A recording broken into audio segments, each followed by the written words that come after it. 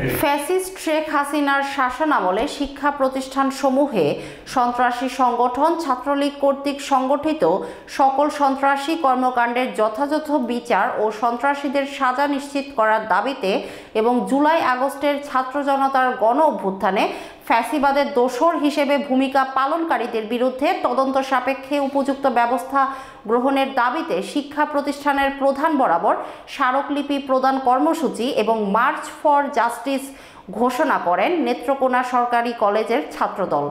এতে উপস্থিত ছিলেন নেত্রকোনা সরকারি কলেজ ছাত্রদলের আহ্বায়ক হাবিবুর রহমান দোলন ও সদস্য সচিব আবুল কালাম আজাদ, সিনিয়র যুগ্ম আহ্বায়ক আমিরুল ইসলাম, নেত্রকোনা জেলা ছাত্রদলের ভারপ্রাপ্ত সভাপতি সারোয়ার জাহান এলিন, সহসভাপতি তৌফিক খান মিল্কি, সহসভাপতি সাফায়েত আহমেদ হাইউল, নেত্রকোনা জেলা ছাত্রদলের সাধারণ সম্পাদক অনিক মাহবুব চৌধুরী ও যুগ্ম সাধারণ সম্পাদক মাজহারুল ইসলাম